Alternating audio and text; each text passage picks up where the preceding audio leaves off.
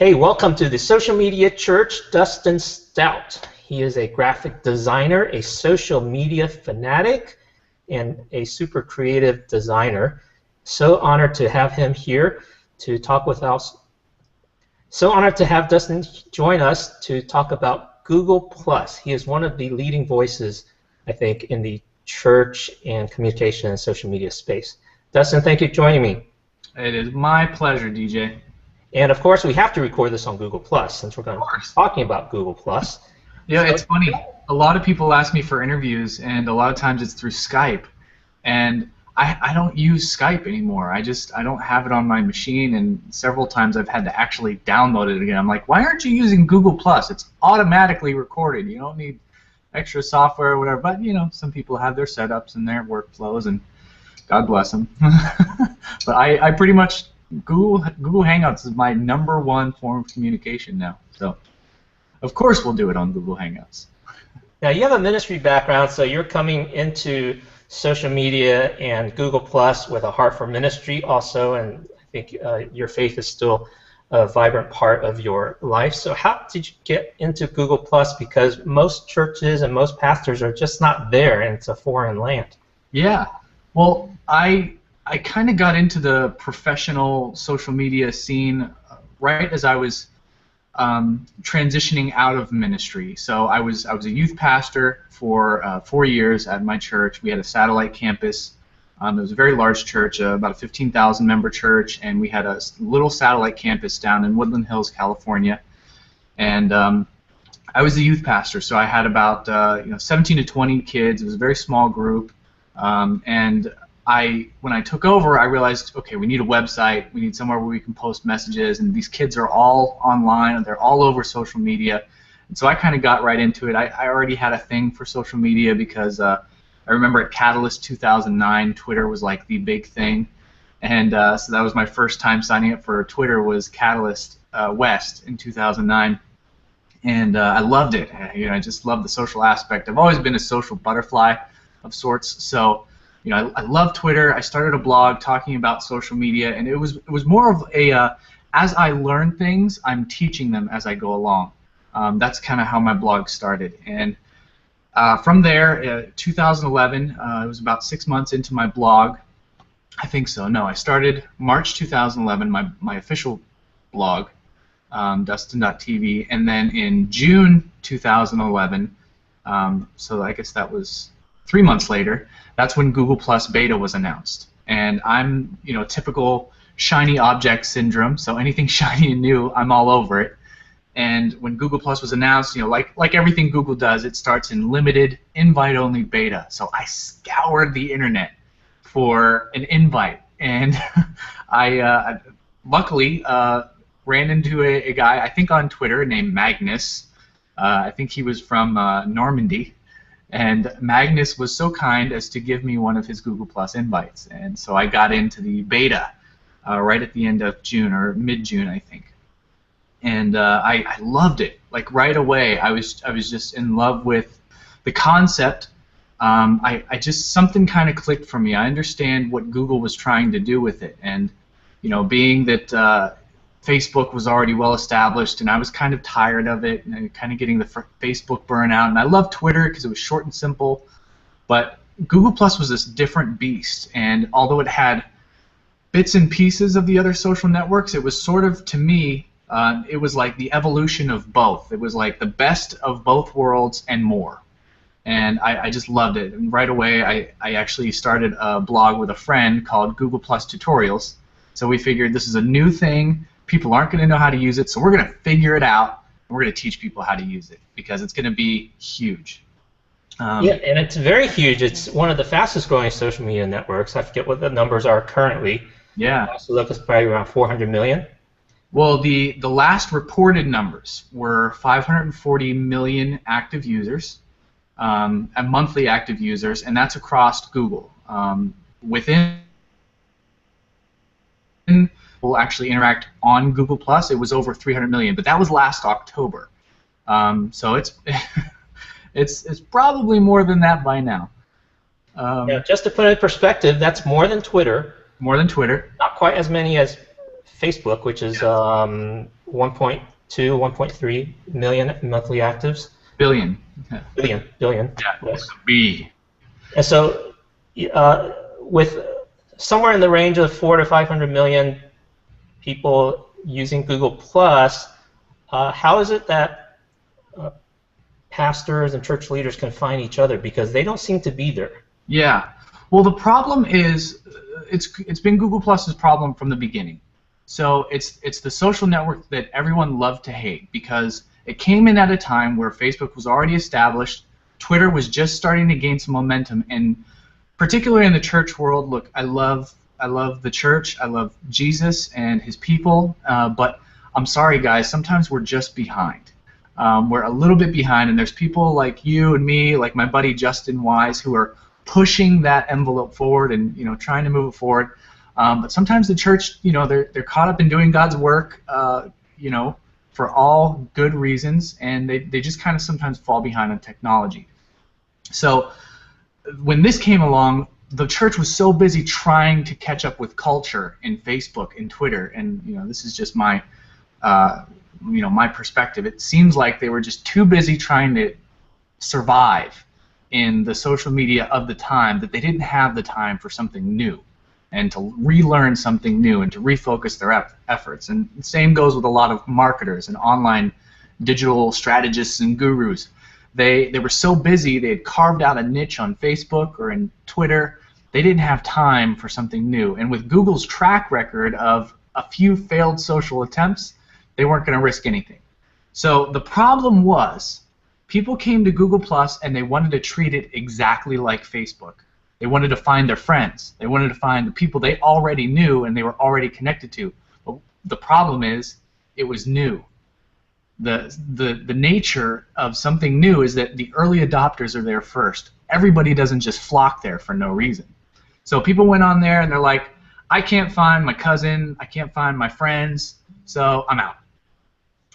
And so they just kind of checked out in their mind and didn't take the time to realize how powerful the tools actually were. Google Hangouts on Air, for one, is the most powerful communication tool that there is on the internet.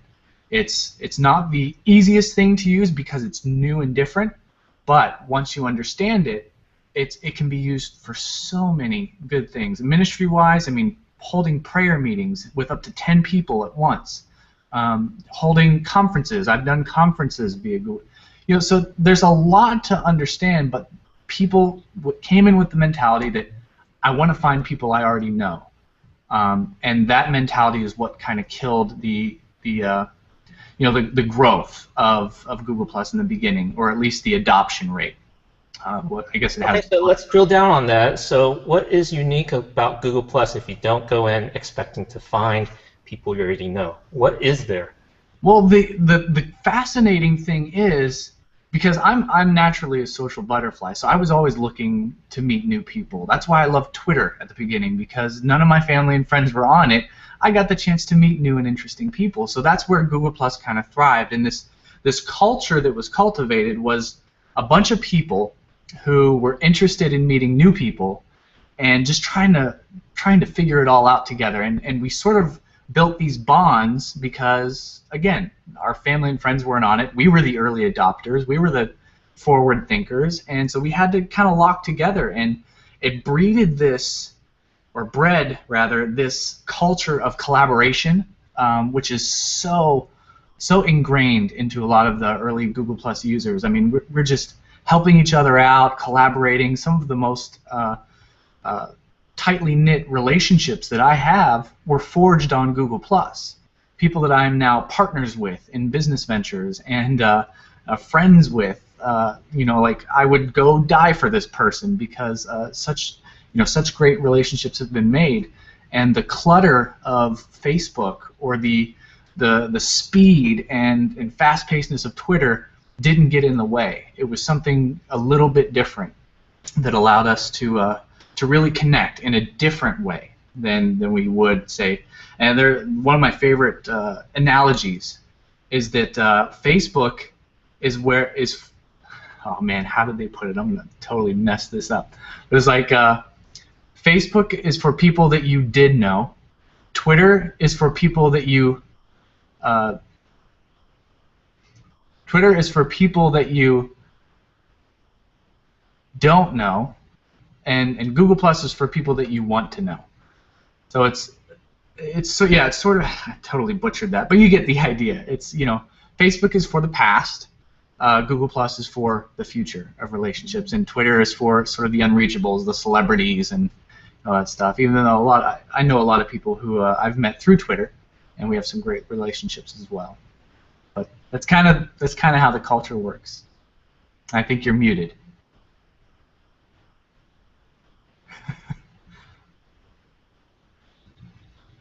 Still can't hear you.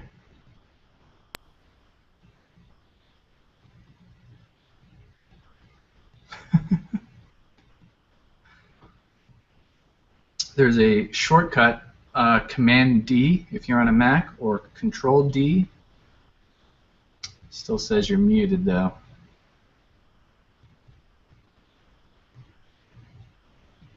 Okay. There it is. Okay. I actually, while you were talking, I tried to switch to my higher end microphone. Oh yeah. Instead of using the built-in mic on the camera, so I guess we'll stick with the lower quality. Yeah. And do the best I can on post-production. But we'll clean up your comment about Twitter and Facebook in post, so you'll sound on top of things. Post-production. But so you found Google Plus to be a tremendous place to collaborate and to connect with people to actually work on something, which is tremendous. That's not quite the modality that churches work with. Churches, right, by and large, still work on a broadcast mentality, and that's why Facebook and Twitter have been used in a broadcast manner to push their polished content out. And yet you're a designer, so you do know the value of quality. So on Google Plus, you're connected with almost 42,000 followers as we speak, and you've got 31 million views on your posts. So what have you found engaging as a Christ follower that you could advise those who are church leaders to say, okay, well, here's why Google Plus would be valuable to you too? Well, it's the best platform for presenting content. I can say that with absolute certainty. When we're talking visuals, so I'm a visual guy, I'm a designer, so a lot of my success has come through my ability to design beautiful things, graphics, websites, and Google Plus just handles visuals so much better. Photographs are not degraded in quality. In Facebook, if you've ever noticed, you upload photos and the quality is just butchered. So for a church design or media team, they would love Google Plus because Google Plus doesn't ruin the quality of their media.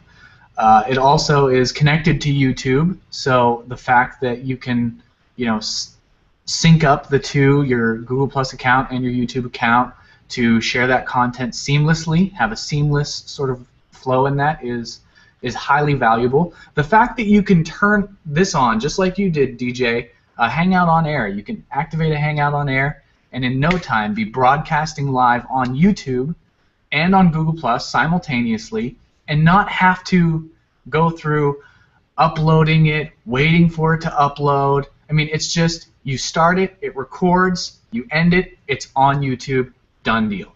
That is so powerful, and I'll tell you a story. One of the early adopters, a good friend of mine, Daria Musk. Are you familiar with Daria? Not yet, but I will check them. Okay, so Daria, she was an unknown artist, an indie musician. She's a fantastic singer, just a wonderful, wonderful girl. In the early days of Google Plus, in the beta days, she was invited by her brother to join Google Plus, and they had these things called Hangouts where you can have up to 10 people in a video chat, but they didn't have any broadcast feature. It was just for video conferencing.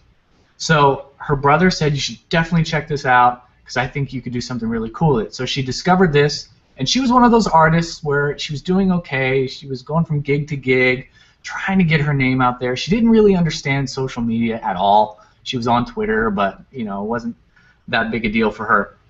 But she found this thing called Hangouts, and she realized she didn't have to lug her amps through the rain. She didn't have to take all this equipment. She could plug her equipment into her computer, and she could do a concert for 10 people. So she did. And before too long, she did a few of those, and so many people were wanting to attend these concerts, these hangout concerts that she was doing, that people were having to drop out of the call and let other people in. She amassed this huge following. I mean, imagine that. From your living room or from your loft, being able to perform. So Google realized what was happening, and they worked with her to develop this Hangouts on Air feature where you can actually broadcast and the public can watch. There's no limit to how many people can watch. So I know churches that are spending thousands of dollars a month on live stream. And now given there's some pretty professional tools that go along with it, but if you're a satellite campus, if you're a startup church, a new church plant, and you want a way to broadcast your message to the world, Hangouts on Air is the best tool you could ever possibly get. It's free, it's relatively simple to use, and all you need to do is plug into an internet connection and hit broadcast. And I mean, it's just so powerful, and people don't realize it. I mean, I can go on and on for the benefits. I mean, from a local search perspective, I know a lot of churches may be focusing on their search engine optimization. Maybe some churches don't even know what that means. But from the standpoint of being discovered, when somebody in your local area goes to Google search and types in church in Santa Clarita, the fact that your social media presence can help that search discovery is something that a lot of people just don't understand, and it's so powerful. So you spend hours crafting Facebook posts and Twitter posts only for them to die and never be seen again in a few hours. Whereas a Google Plus post, your activity on Google Plus is indexed forever in Google search, and that can help you rise up in those search results just by doing what you're already doing. Facebook, Twitter don't have that benefit. So those are two very compelling reasons. So thank you for describing that, and I mean, leading by example. You do that. Yeah. And you're right. Broadcasting or live streaming through Hangout on Air is much easier than setting up all the encoders and stuff you have to do with live streaming. So you're definitely on point there. You have to render it in certain things, and then you have to upload it, and that takes forever and a day. And yeah, I mean, distribution, but you can have these things instantly distributed, and all your subscribers are notified. I mean, gosh, it's so stupid simple. Well, I have two more questions, and I'll give you the closing words. So, what is your content strategy? How much time are you spending on Google Plus now? Oh, that's not fair, because I do this professionally. I work with a company called Steady Demand. It is a Google Plus marketing company. So I'm on Google Plus 8 hours a day. I have about half a dozen clients that I service every single day. Personally, though, for the longest time I was working a full-time job and doing my freelance projects on the side. So I had about 15 minutes to a half hour, an hour if I was lucky, a day on Google Plus. And I've come up with some very simple strategies and some very simple workflows that allowed me to use that 15 or 20 or 30 minutes super effectively. So it was more or less, in the morning before I go to work, I would check my notifications. There's some little tricks to checking your notifications in a really efficient way. If you click on the Google Plus notifications link, you get to filter your notifications by whether it's mentions of you, or whether it's just your posts, or whether it's other people's posts, or just all your notifications. So I got super efficient at I go straight to my mentions first. Whoever mentioned my name, I'm checking those notifications, and I'll check the notifications on my posts, and then I'll look at everybody else's. But I gave myself very disciplined time limits. 5 minutes to check notifications, and I'm someone who gets well over 500 to 800 notifications a day on Google Plus. So I don't have time to check everything, but being efficient really helps. And then I give myself 10 to 15 minutes to create one great piece of content, usually very visual. Google Plus is a visual platform, so always try to include an image or at least if you're sharing a link, make sure that that link has the big image preview, because the people on Google Plus are looking for quality. They're looking for things to stand out, and they're not an audience that appreciates the post and go or the link dumping like you see on Twitter or Facebook. They want substance. They want to be engaged. They want to see that you put some time into your thought. So that would be my yes. That's great. That's great tips. With your time. And then my last question would be, have you seen a church doing Google Plus half as well as you? No. Unfortunately. Anywhere. Have you seen a church present, and what are they doing that you can commend? You know, I've seen a few churches attempt to do it, but it sort of became like an auto post from Facebook. You know, they were kind of shotgun posting the same exact thing on Facebook that they were on Google Plus, and the people here, I mean, hear me. They are 100 times more engaged than on Facebook. And if they sense that you're being spammy or this was a copy and paste from Facebook, they're not going to care. They really want to be engaged, and they want you to seem like you're taking the care. So unfortunately I don't follow a whole lot of churches anymore. I would love for churches to reach out to me and, you know, just say, hey, we're on Google Plus. We'd love for you to check out what we're doing. I would love that. I would love to go just see what God's people are doing on Google Plus and help in any way that I can, because I think this, more than anything, can reach more people for Christ because of the tools and because of the quality of the audience here. I think it can be a huge tool. In fact, Google itself has contacted me on a number of occasions because it wants to reach out to the faith community. Now, the faith community is much bigger to them, but the fact that they're wanting to do that and find ways to do that, they've organized massive hangouts on air with people of faith, and we've had great discussions. So I think that you know, if there is a church out there that thinks that is trying to do it well, please ping me, bother me, bug me, and let me know. Well, we'll definitely connect you. I've got some people in mind already that we'll talk offline. Cool. Through Social Media Church, there's definitely listeners. I get about 200 to 300 downloads an episode, but that's growing as more channels are picking up on this podcast. So we'll definitely connect you with some churches that want to take Google Plus seriously for what it is. And thank you for being a pioneer in learning that space and generously sharing with others. A closing word for you. Okay. Now, do you have a closing word for churches? Oh, do I have? Oh, I'm getting on Google closing word. I was eagerly waiting. Closing word: embrace change.